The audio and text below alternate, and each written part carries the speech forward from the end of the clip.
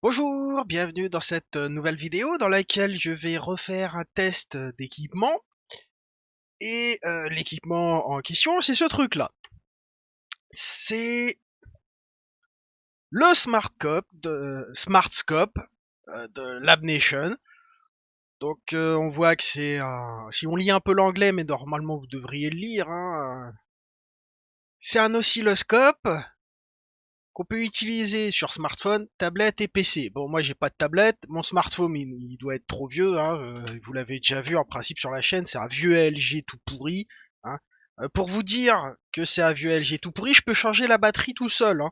Suffit, voilà. Les portables qui ont plus de 10 ans, on peut changer la batterie. Voilà. Bon. J'essaierai quand même, enfin bon. Donc le site, donc ça c'est un truc Kickstarter, mais ça on s'en fout, c'est terminé depuis longtemps. Ça se présente sous cette forme-là. Et le site que je vous mets quand même dans la description. Hein. Pareil, s'il y a des ressources que je vais produire, parce que je ne sais pas, là je pars sans script, sans rien, je sais à peu près ce que je vais faire dans la vidéo, mais j'y vais à la wall again. Hein. Donc là, on nous dit que c'est idéal pour faire des travaux sur Arduino, Raspberry Pi, pour les makers, les professionnels, les ingénieurs professionnels du matériel, les étudiants, les professeurs, les makers et les inventeurs. Ok, donc en fait, c'est bon pour tout le monde ce truc. Sauf que non. Si on se réfère à ma vidéo sur le choix d'un oscilloscope, euh, où est-ce qu'elles sont les stats? Voilà. 100 mégasamples par seconde. C'est faible. Donc va pas falloir s'attendre à quelque chose de super performant, mais dans le cas d'utilisation, on verra dans quel cas d'utilisation on va pouvoir l'utiliser et dans quel cas il est pertinent. Hein, parce que pour rappel, moi, j'ai gros pépère ici. Hein. Donc lui, c'est un 70 MHz, 1 gigasample par seconde. Donc c'est 1000 mégasamples, c'est 10 fois plus. Lui, je sais pas quelle fréquence d'échantillonnage il a. Ici, c'est 70 MHz. Donc, ouais. 1 gigasample, on peut aller jusqu'à 100 MHz de fréquence d'échantillonnage. Ici, ça voudrait dire que si on divise par 10, dans l'idéal, faudrait se limiter à 10 MHz. Si on fait de l'Arduino et si on est un étudiant, dans la majorité des cas, c'est largement suffisant. Hein, si on fait du 10 MHz, étudier des signaux au-delà de 10 MHz, c'est c'est quand on commence à faire des trucs un peu plus sérieux que aller au lycée, quoi, si vous voyez ce que je veux dire. Bon, donc ce truc-là, bah déjà on va l'ouvrir. Donc oui, je fais un unboxing que j'avais dit que je ferais pas, mais là c'est important de voir quelle taille ça fait. Ça tient dans la main, hein. Et puis, bah, je sais pas si ça va s'entendre, mais c'est en aluminium le truc. Donc c'est du solide. Donc ça déjà pour un étudiant, c'est génial. Parce que ça veut dire que le gars il peut le balancer dans son sac comme ça, et puis bah, avant qu'il le casse ou qu'il le torde, il va se passer des sacrés coups dans le sac. Hein. Bon par contre ce qui est malheureux c'est que bah, il n'y a pas de petite boîte de transport pour les étudiants. Hein. Vous allez voir, hop, on a ça, les accessoires, le truc et bah, pas de boîte de transport. Parce que mine de rien, bah, ces prises-là sont assez fragiles. Hein. Enfin, c'est le point fragile du truc, hein, parce que là, je peux taper au marteau. Je pense que bah, déjà pour le déformer, il va falloir que je me lève tôt. Donc, ouais. Donc au niveau accessoires, bah, on a deux sondes d'oscilloscope, hein, des vraies sondes et pas des trucs tout pourris. Au niveau des accessoires pour les sondes, bah, on a le tournevis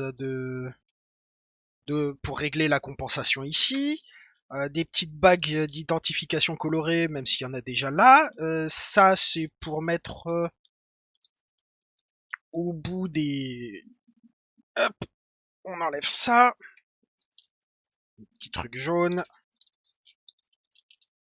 Hop. Il y en a de deux sortes, hein. Il y en a un avec le petit bitonio comme ça. Et puis il y a l'autre qui est comme ça. Donc là, on devrait bien voir la différence. Donc là, hop, voilà. Hein. Il y a juste la pointe qui dépasse pour prendre, pour pas aller toucher autre chose avec la masse notamment. Par contre, ce que je regrette dans les accessoires qu'il n'y a pas, c'est l'espèce de petit ressort qu'on vient mettre ici pour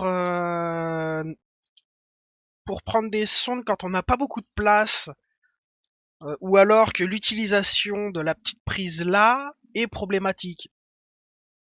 Bon, normalement, avec les signaux qu'on utilise, il y a moyen ça devrait pas poser de problème. Donc, on nous dit par exemple ici, donc, est-ce que vous allez arriver à là à peu près ici? Donc, nous avons des sondes, des 6060. Alors, est-ce que vous arriverez à le lire? Non.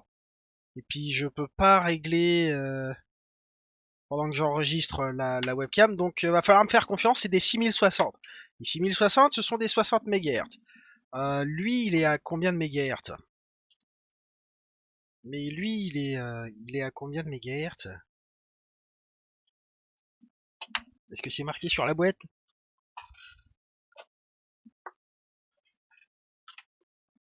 Non? Bon, bah, je vais aller voir sur le site. Hop. Bon. Bah, je vous mettrai des captures au montage parce que là, il y a mon logiciel de capture qui fait n'importe quoi. Donc, au niveau de ce qu'on peut mesurer avec l'oscilloscope, donc ce sont des signaux qui vont maximum de moins 35 à plus 35 volts. Et c'est pas du crête à crête, hein,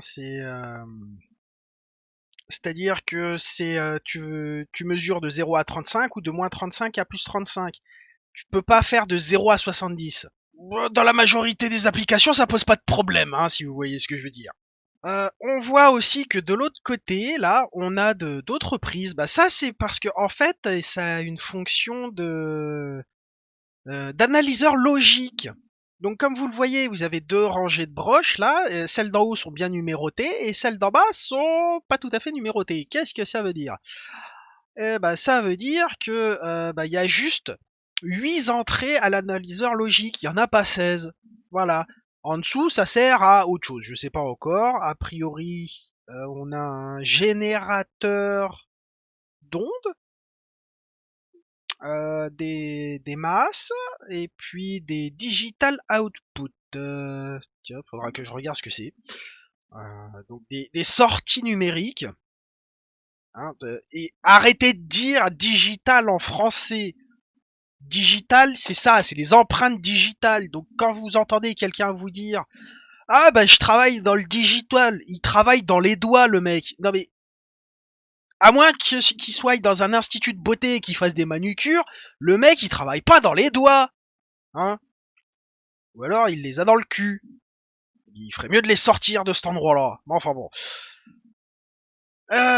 Donc oui, on voit que on peut le connecter avec un USB mini et micro. Hein. C'est pas de l'USB-C malheureusement, pour diront certains. Donc j'ai les câbles. Viens par là, toi.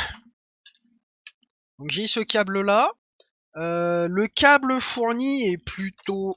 Merde, j'ai perdu un accessoire. Voilà. Le câble fourni, il se présente comme ça. Hein. Donc c'est bien un USB un micro. Ouais, c'est ça, micro. C'est mini. Non, mini USB. Le mien est mieux parce que il y a ça. Mais bon. Donc on voit que là, c'est ridiculement petit comme câble. Hein. Ça fait quoi? Ça fait 30 centimètres. Euh... Ouais, c'est vraiment pour accompagner un ordinateur portable. Hein. Donc, faisons le reste des petits accessoires. On voit qu'on a ces machins-là, et en fait, ce sont nos sondes pour l'analyseur logique. Alors, on voit que ça a des petites pinces. Voilà, là, on les voit bien. Hop. Donc, c'est ce qu'on appelle des grip-fils, des attrape-fils. On en a, alors, 2, 3, 4, 5, 6, 7, 8, 9, 10, 11 et 12. Ok, donc on a du rab, c'est pas mal, hein, parce que ces trucs-là sont assez fragiles. D'ailleurs, moi j'en ai un qui était cassé à l'arrivée du colis. D'accord. Et puis on a aussi ça, hein. Donc ça va, hop, ça va ici. Du coup, déjà moi dans cette vidéo-là, je vais surtout faire l'analyseur logique et l'oscilloscope, parce que c'est vraiment ça qui nous intéresse en tant qu'étudiant. Bon, les fonctions de générateur, pourquoi pas, écoutez, hein, je vais regarder un peu les autres caractéristiques. Qu'est-ce que c'est dit? Alors, ça, un générateur d'ondes arbitraires, 4 sorties numériques, 8 entrées numériques. Donc ça, c'est bien une prise alternative des fois que votre tablette ou votre PC ou votre téléphone puisse pas alimenter le bazar. Donc oscilloscope, analyseur logique et générateur d'ondes. Et il est capable de générer des signaux analogiques et J'allais me faire avoir, hein. Vous avez vu? Il va me faire avoir. Un signal de doigt. Un signal numérique. Avec ok, donc en analogique, on peut aller de 0 à 3,3 volts. Et en numérique, et donc on a une seule sortie analogique. D'accord. Et on a 4 sorties numériques, et ça c'est génial. Donc ça je pense que ça va remplacer mon oscilloscope plus mon machin là. 100 mégasamples par seconde. Donc ça peut sortir en numérique des signaux logiques de 3,3 volts ou de 5 volts, ce qui fait la plupart des trucs. Ça a une protection de diode. Euh, taille et connectivité. Ouais, non, mais vous voyez à la taille, quoi. Voilà. Moi, ça donne des baffes de la taille d'une joue et demie, presque 2 joues. Voilà, si vous voulez.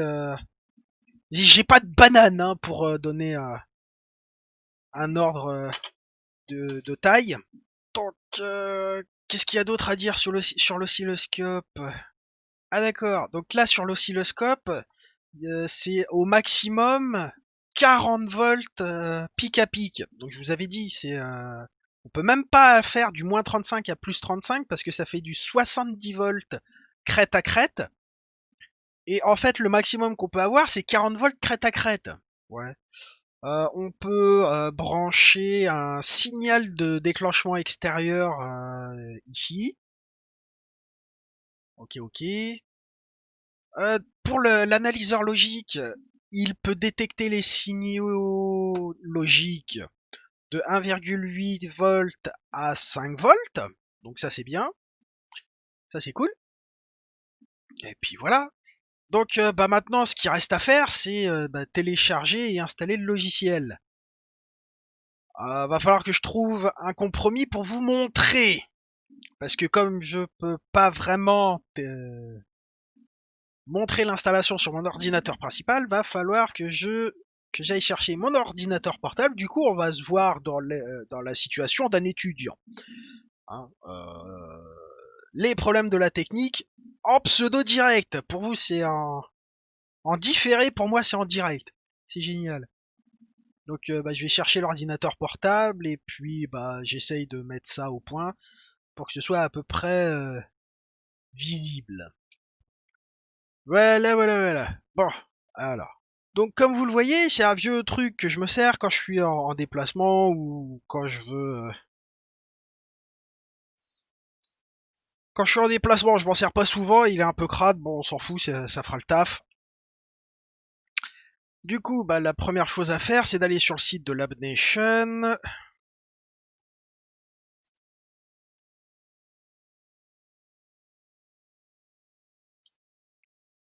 Smart Scope.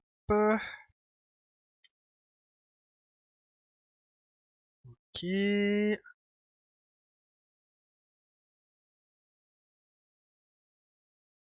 Donc on va voir bah, dans le wiki déjà comment on installe ce truc là. Alors,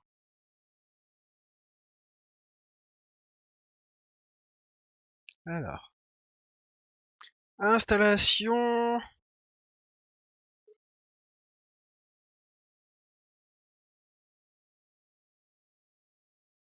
connecting on Linux. Hop. Alors je suis pas sous Ubuntu, vous êtes gentil. Debian OpenSUSE, ça c'est pour moi ça. Ok, donc la première chose à faire pour moi, c'est d'aller là.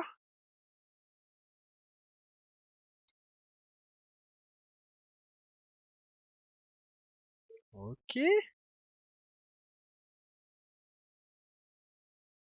Donc qu'est-ce qu'il me dit précisément lui? Il me dit d'aller là, de convertir le Debian en RPM, d'être patient, ça prend un moment. Ensuite, ça risque, il va falloir mono, libsdl mixer, ça, tout ça. Donc, hop, console. Alors, sudo zipper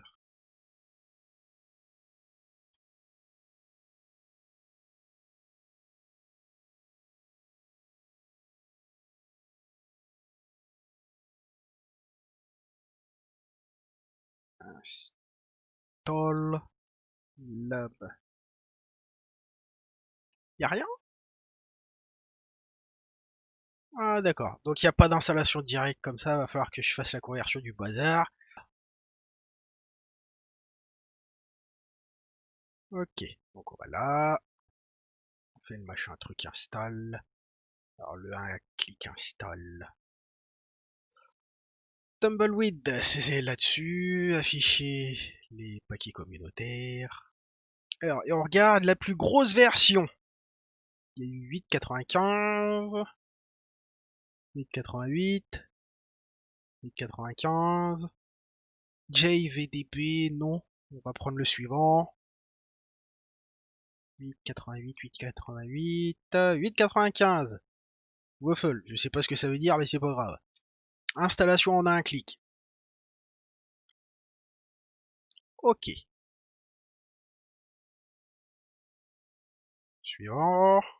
Ah, si vous utilisez du Ubuntu, ça sera beaucoup plus simple. Hein. Suivant. Oui. Alors ensuite, le mot de passe. Bah, hop. Je vais tirer la couverture pour moi pour que vous voyez pas. Ah mince, vous voyez mon crâne chauve. Ah.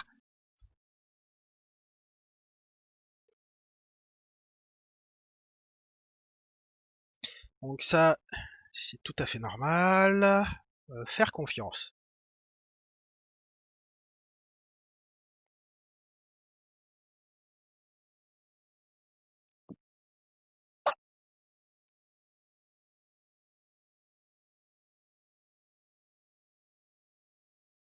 Installation a réussi. Terminé. Ensuite, revenons là. Il nous faut le point deb. Donc, il faut télécharger le point deb. Euh,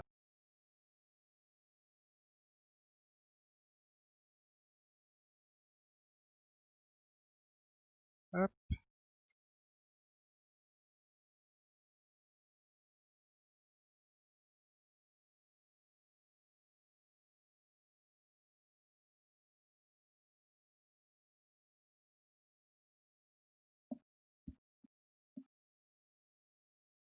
télécharger, hop,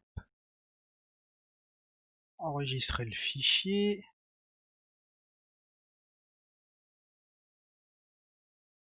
Ah mais d'accord.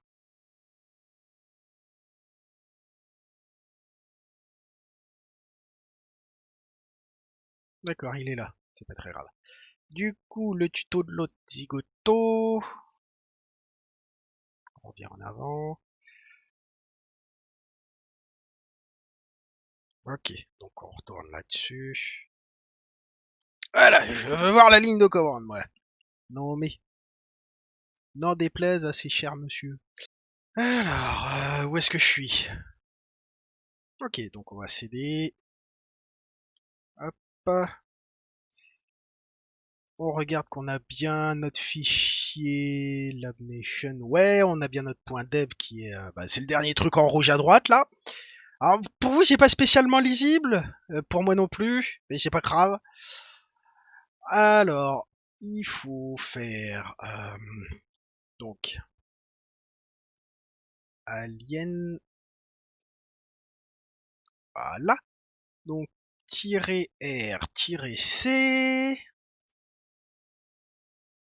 Smart Scope, et puis... Toc.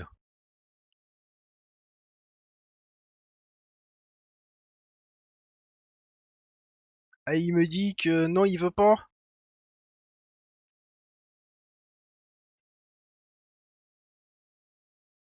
Oh, eh ben c'est pas grave. Donc on va faire un petit sudo. On va sudomiser le bazar. Le mot de passe. Hop, je me recache. Tchoup.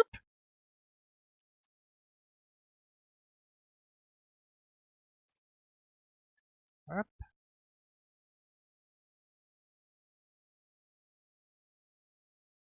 Alors là, ce qui se passe en fait, c'est que le processus d'avant était en train de se faire. Je l'ai interrompu. Du coup, va falloir faire un peu de nettoyage.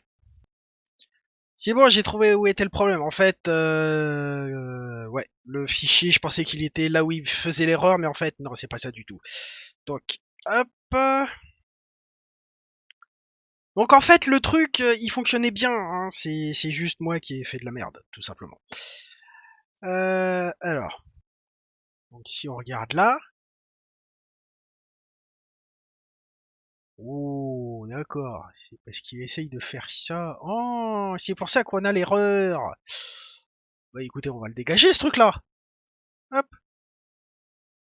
Puis on va recommencer.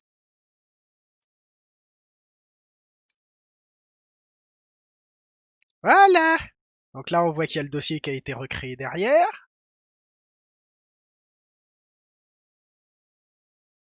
Hein, celui que je viens de dégommer. Et que il y a le RPM qui est en train de se faire à côté. Maintenant, il n'y a plus qu'à attendre. Voilà, il a fini. Ouais, bah on va faire, on va pas passer par la ligne de commande. Il dit qu'on peut faire, hop là.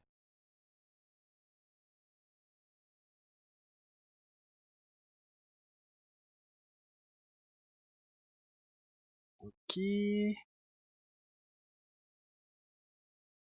installer.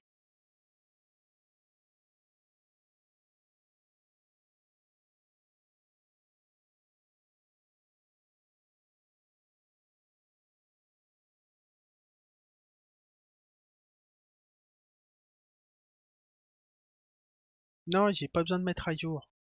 Merci.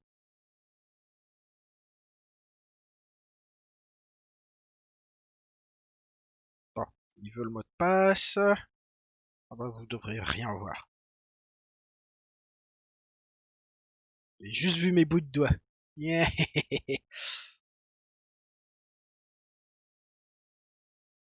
Erreur interne. Ah, bah il y a peut-être finalement besoin des paquets. Bon bah, on va essayer, hein.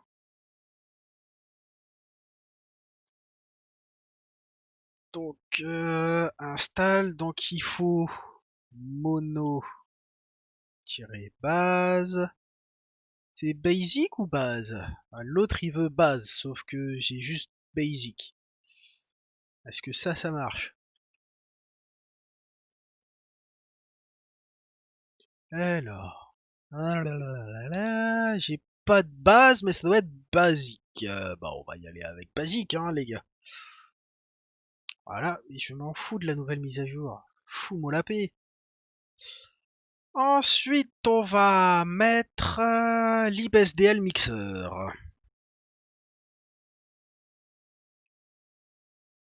D'accord.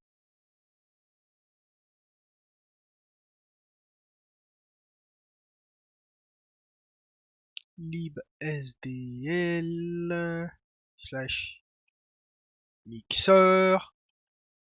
Et qu'est-ce que t'as comme version? On va prendre la 1.A. Il va peut-être falloir la Devil aussi. Ok. On va déjà installer tout ça. Hop.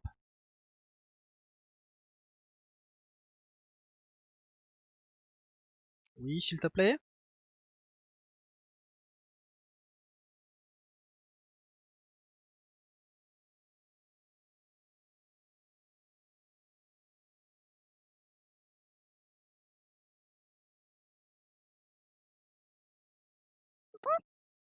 Bon, il a fini.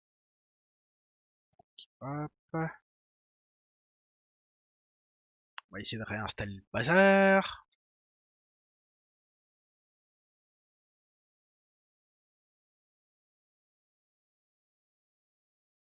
On va essayer avec Yast directement. Hop.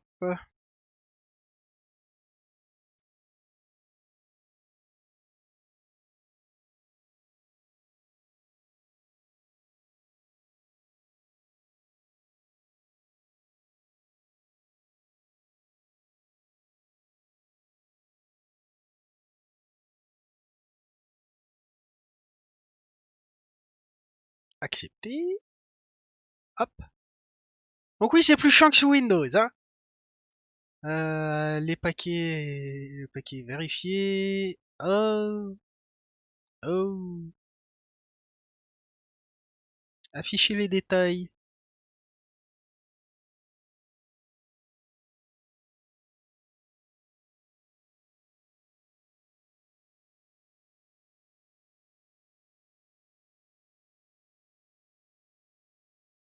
Le paquet est non signé. Bon, on va ignorer, hein.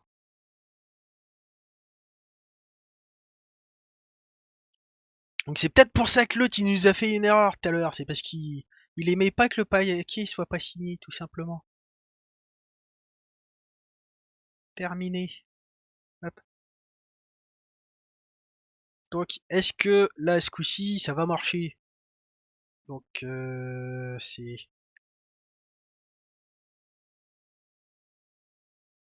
non. Ok. Smart Scope. Touc. Bah écoutez, le truc il s'est lancé. Donc j'ai réussi à l'installer. Voilà, voilà, voilà, voilà. Alors, pour la suite, oui, le tuto. Bon bah il n'y a plus qu'à le brancher, hein. Alors hop. Donc on va se mettre là. Hop. Donc ça va là. Voilà. Et puis ceci se branche là. Oh, il a fait clic, clic. Alors la documentation en ligne. Ok. Donc a priori, c'est installé.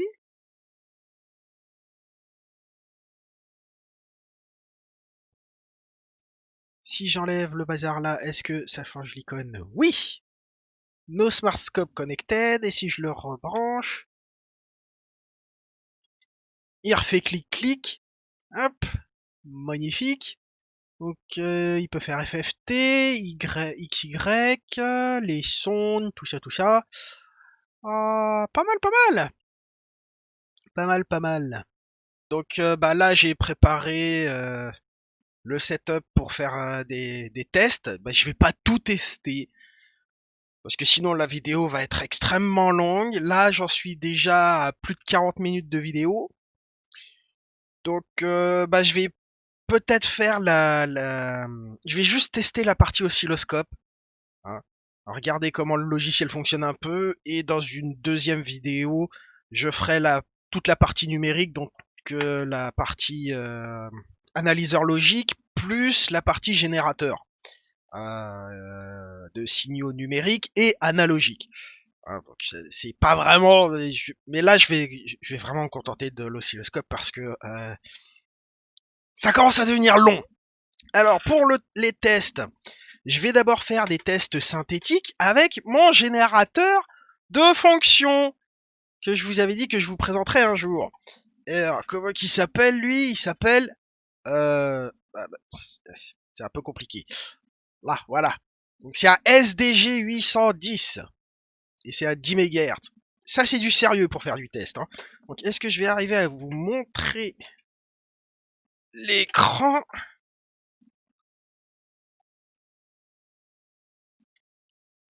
Voilà. J'arrive à peu près à tout mettre sur l'écran, c'est génial. Donc ensuite, il me faut les sondes que j'ai foutues là-dessous. Hop là. Donc, les sondes que je vais brancher là-dessus. Alors, les couleurs ont un peu changé parce que je voulais vraiment voir euh, améliorer ce qui se passe à l'écran. Je sais pas si j'ai réussi, mais j'ai essayé. Donc voilà, les sondes sont branchées. Donc la jaune, elle est sur le canal B et la rouge sur le canal A. Ok. Voilà. Alors, comme vous le voyez, là, j'ai préparé tout le setup. Bon, là, vous voyez mon Raspberry Pi, il est là, quoi. C'est pas très grave. L'éclairage et les couleurs ont peut-être un peu changé. Je me suis débrouillé pour que vous voyez mieux ce qui se passe à l'écran ici. La hauteur de caméra et l'angle ont légèrement changé aussi. Enfin bon. Donc là, ça, c'est mon générateur de fonction SDG 810. C'est un 10 MHz. Maintenant que je vous l'ai présenté, je vous expliquerai comment on choisit un générateur de fonctions. Ça fait des mois que je vous avais dit, pour ceux qui suivent depuis le début, presque un an maintenant à force, hein, que je vous ai dit que j'avais cette bestiole-là et qu'il fallait que j'en parle. Voilà, voilà, voilà. Donc bah je vais l'allumer. Hop. Ok. Donc, vous allez pas vraiment voir ce qui se passe à l'écran ici, et c'est pas grave. Donc là, je suis en train de générer un signal sinusoïdal. Est-ce que... Ah, t'éteins pas toi, seule bête. Je suis en train de générer un signal sinusoïdal de 1 kHz. Bon, la première chose qu'on va faire, c'est générer un signal carré pour régler la compensation des sondes. Donc hop, on passe en signal carré. Ok. Régler l'offset. C'est là. Là, je suis à une amplitude de 4 volts, sauf que c'est 4 volts moyen, c'est-à-dire plus 2 à moins 2. Moi, ce que je veux, c'est du plus 4 volts, donc il faut que je décale de 2 volts.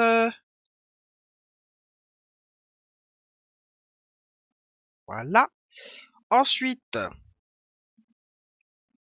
ici, je vais brancher la masse ici, donc ça, je vais le dévisser, puis je vais mettre la petite pince.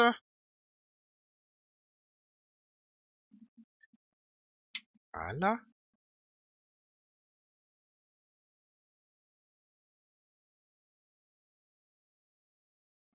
Hop. Et puis ici, je vais dévisser aussi.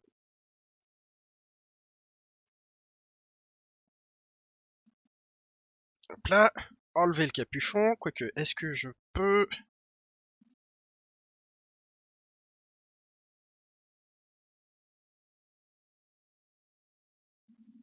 Ok. Ensuite... Bon. Ah bah oui, non mais je suis bête. J'ai oublié Voilà. Donc là, on voit que sur ici c'est la jaune, donc la jaune elle va sur la B. Donc le canal B déclenche, ok, c'est bien. Donc maintenant on va régler la compensation avec les petits outils. Hop.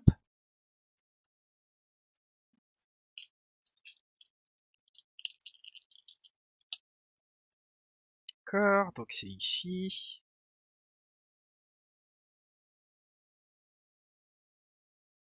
Voilà. Autour de la sonde 2. Alors je vais tester quelque chose. Enfin, je vais tester. Je le sais, je connais déjà le résultat, mais je vais vous le montrer. Voir si ça fait comme avec mon oscilloscope, si les sondes sont à masse commune. Donc, hop. Donc là, on était sur un déclenchement sur euh, sur le B. Donc, ok. Donc, le déclenchement, il se choisit ici. Voilà. Maintenant, on est sur le déclenchement de la voie A. Hop. Et voilà. Donc bah là, la courbe, elle est un petit peu là où il faut pas. Voilà.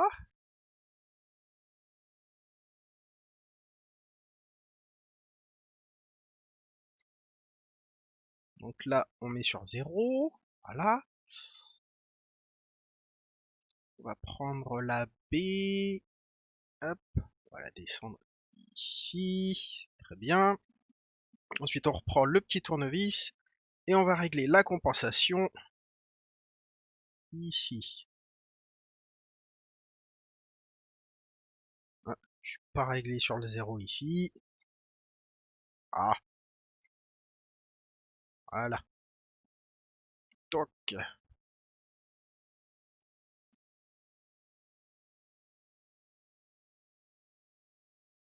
voilà, c'est pas trop mal ça. Donc ça c'est réglé. Ok. Donc ben, je vais augmenter la fréquence. Alors lui, il a une fréquence de analogique d'échantillonnage de 30 MHz. Lui, il peut aller que jusqu'à 10 MHz. Bon, on va déjà voir si ce truc-là, il arrive à avoir un signal carré de 10 MHz correctement. Hein, donc, hop. Alors la fréquence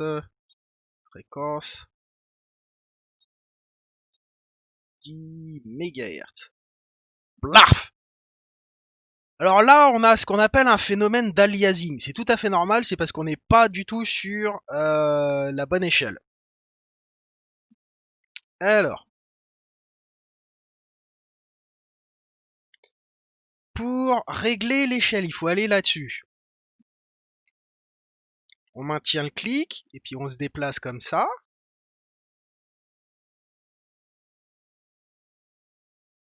Et on voit qu'à 10 MHz, bah, on n'a plus un signal carré, quoi.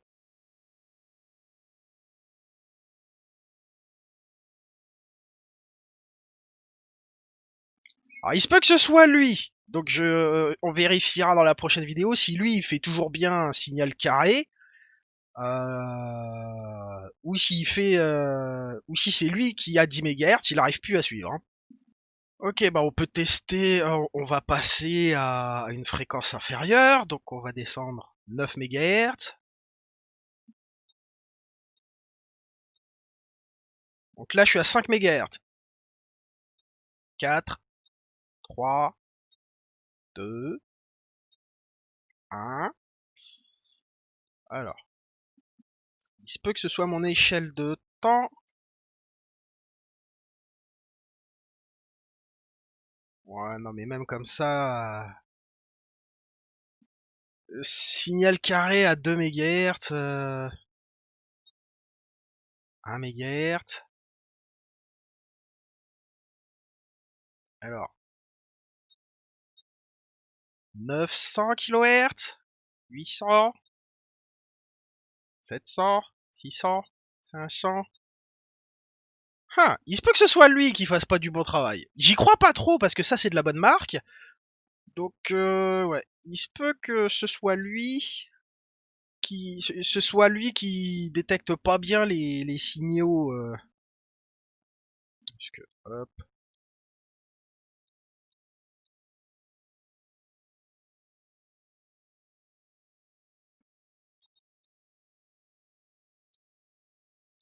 Bah, en même temps, si vous voulez, vous allez pas travailler avec des signaux. Je vais le remonter à 5 MHz. Voilà, voilà.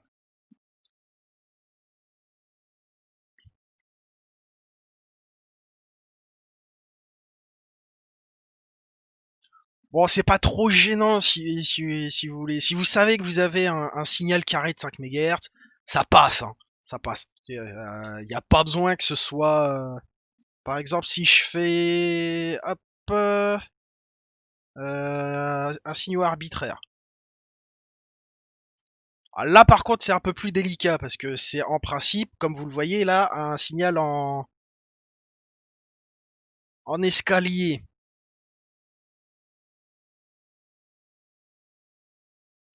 Et si je fais du bruit,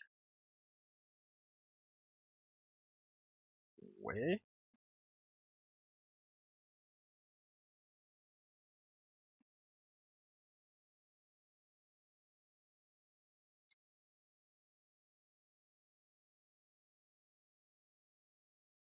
Donc a priori, c'est les signaux numériques qu'il va avoir du mal. Donc j'ai pulse à 5 MHz. Donc il les détecte bien, mais il les affiche pas correctement. C'est ça le principal à voir. Donc bah maintenant sur un signal sinusoïdal.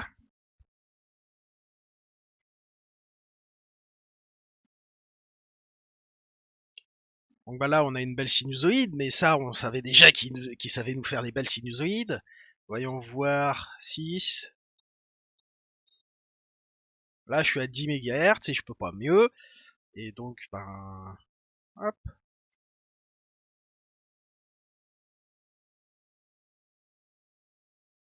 voilà. Donc bah là je suis à la résolution maximale du truc. Et ouais bah travailler avec des signaux de 10 MHz, ok, mais uniquement des signaux analogiques. On a vu qu'à partir de 500 kHz, les signaux carrés, c'est plus ça, quoi. Ah voilà, là je suis passé en signal carré à 10 MHz. Le truc, il capte plus rien, hein. Il voit plus qu'un signal sinusoïdal. Hop, tac. Donc ensuite, je vais repasser. Voilà. Donc ouais, il arrive à voir un signal à peu près carré jusqu'à 5 MHz. Parce que là, si je passe à 6 MHz en signal carré, bah ça ressemble plus du tout à un signal carré, quoi. À 7, bah là t'es sur une sinusoïde et puis voilà. Donc ouais, des signaux carrés, visibles, jusqu'à 5 MHz. Et en fait, vous irez jamais aussi loin que ça en tant qu'étudiant sur des signaux numériques. Si vous faites du protocole SPI, vous irez rarement jusqu'à 5 MHz. Oh bah on voit bien que là, bah, le truc il marche à peu près bien, hein, quand même, mine de rien. Faut juste pas être trop regardant sur les signaux numériques de haute vitesse ou de haute fréquence. Alors après, on peut avoir accès à des mesures, hein, par exemple ici, en cliquant là, on peut avoir sur le canal A, bah, on peut afficher la fréquence. Hein. Là, je suis à 2 MHz, on va remonter. Là, je suis passé à 8 MHz, et on voit qu'il commence à avoir du mal. Hein. Donc 7 MHz, 6 MHz. Ouais, 5 MHz, il est bien. Jusqu'à 5 MHz, on est bien pour les signaux carrés.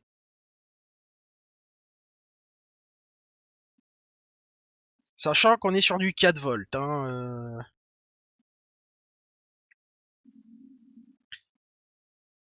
Qu'est-ce qu'on peut afficher aussi sur le signal carré, on peut afficher mince, le duty cycle, c'est comment ça s'appelle? La période. Non, c'est pas ça. C'est le temps pendant lequel il est à 1 et la période à laquelle il est à 0. Mais surtout la période à laquelle à 1. Là, il voit qu'il est à 50%, on est bien, quoi. C'est correct. Max, qu'est-ce que c'est que les valeurs max? C'est la tension. Là, il nous marque 4,12 volts. La moyenne, elle est à 4,10. Ça va. C'est juste qu'on commence à être dans les limites du bazar. Hein. Min, ça c'est les valeurs moyennes. Donc la valeur moyenne, elle est 2 volts. Alors comment se calcule la valeur moyenne? Sur un signal carré, c'est simple, vous prenez la tension max et vous la multipliez par la durée de travail. C'est ça le duty cycle, la durée de travail. Donc 4 multiplié par 50%, ça nous fait 2 volts, ce qui est à peu près correct. Après, on a la valeur crête à crête. Donc là, il nous affiche, mais ça, c'est lui qui déconne parce que moi, je l'ai testé déjà et il est certifié. Hein, 5 MHz, il n'y a pas de problème. RMS, ça, je sais plus ce que l'acronyme veut dire, mais c'est pas très grave. Fall time, ça, c'est le temps que met la courbe à descendre. Et rise time, c'est le temps que met la tension à monter. Ah, tout simplement. Voilà. Alors, ma conclusion de ce petit appareil, c'est que quand on veut faire de l'Arduino, quand on est un étudiant, on va jamais travailler sur des signaux que lui il va générer. Hein. Sur les signaux analogiques, a priori, ils se démerdent pas trop mal. Après, je suis pas un expert des tests, hein, donc moi je vais tester je fais du test synthétique sur ce que je travaille en général. Donc, si je veux faire un signal qui correspond à peu près à ce que j'ai fait, donc on est sur du 300 kHz. Donc, hop, 300, allez, 400 kHz pour la vitesse la plus rapide du mince, comment ça s'appelle? Du protocole que j'utilisais là, le I2C, pour le protocole I2C. D'ailleurs, est-ce qu'il y a des codages de protocole là-dedans?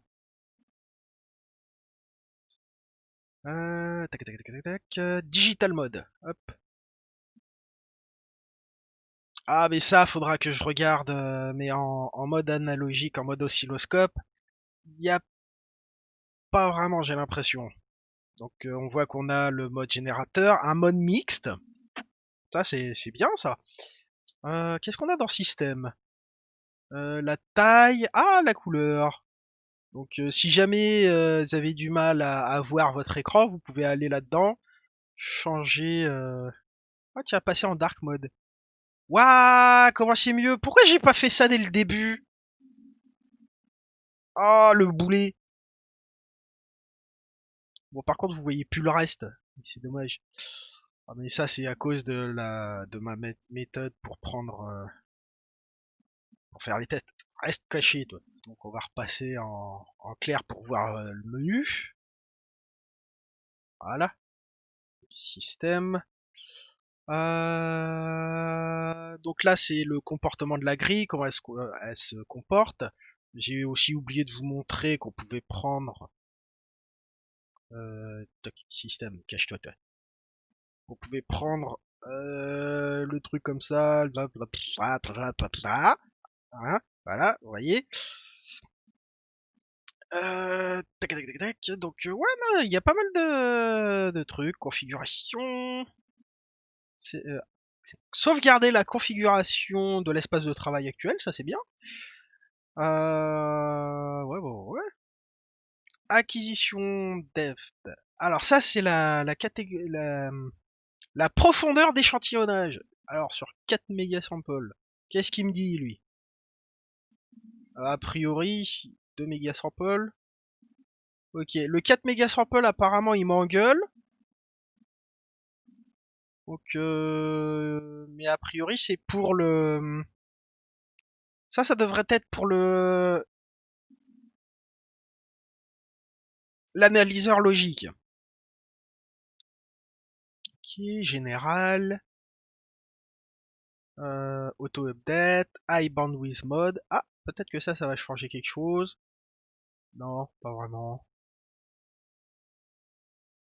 Ça, c'est pour avoir un rendu différé. Ça change quelque chose pour nous? Non. Euh... Sauvegarder sur Dropbox. Ah, d'accord. Bah, ça, pour ceux qui sont en déplacement, ça peut être utile, ouais, effectivement, surtout pour les étudiants. Oh, franchement, là, à mon avis, bah déjà rien que sur l'oscilloscope, ça, je trouve que c'est un appareil qui est extrêmement intéressant pour un étudiant. Hein, vous voyez, sur un ordinateur portable, le truc, bah, il est alimenté directement par l'ordinateur portable et vous voyez que moi, c'est pas un truc très puissant. C'est un Core 2 duo, non pas un Core 2 duo, mais c'est un vieux truc. C'est un Core i3 hein, le machin. Donc, si vous ne croyez pas, hop, donc voilà, Core i3. Vraiment un truc tout pourri le machin. Mais pour faire de l'électronique, c'est suffisant. C'est suffisant, il n'y a pas besoin de plus. Suffit d'avoir un petit truc comme ça, puis en plus ça, enfin voilà. Donc ma conclusion, c'est que le bordel, il est bien. Moi, je vais le garder pour travailler sur Arduino. En plus, ça va me permettre d'avoir des belles courbes à vous montrer pour les vidéos, mieux que l'autre oscilloscope. Sauf si je commence à travailler sur des signaux qui sont au-dessus d'une certaine fréquence, mais ça devrait aller quoi, parce que les signaux numériques, bah faut pas utiliser l'oscilloscope, hein, clairement, faut utiliser la partie analyseur logique qu'on verra dans la prochaine. Bah, on verra les autres fonctionnalités dans la prochaine vidéo, hein, parce que là, ça commence à être vraiment long. Donc voilà. Donc, est-ce que je recommande cette petite bête? Bah oui, hein, pour le moment, oui, je la recommande fortement. Et bah combien que ça coûte cette petite bête? Bah ça coûte 150 €. Et comme vous l'avez vu, hein, dans la description de l'appareil, ça fait oscilloscope, analyseur logique, plus un générateur de fonctions. Bon, c'est pas de cette qualité-là et ça vous fera pas les signaux que ce truc-là vous fera. Après, lui, il fait pas générateur. Hein, c'est-à-dire que vous pouvez pas alimenter des... Ah bah, con, il s'est éteint. Vous pouvez pas alimenter des... Comment ça s'appelle? Des projets. Il va falloir sûrement prendre un autre câble USB, alimenter votre projet Arduino avec un autre câble USB sur votre ordinateur portable et prendre l'alimentation 4 de 5 volts directement sur la carte Arduino et faire vos expérimentations comme ça. Mais c'est pas plus dérangeant que ça. Bon, ça deviendra dérangeant si vous avez besoin de plus de 5 volts. Là, ouais, ça deviendra dérangeant. Voilà. Donc, bah, je vous dis à dans la prochaine vidéo pour de nouvelles expérimentations.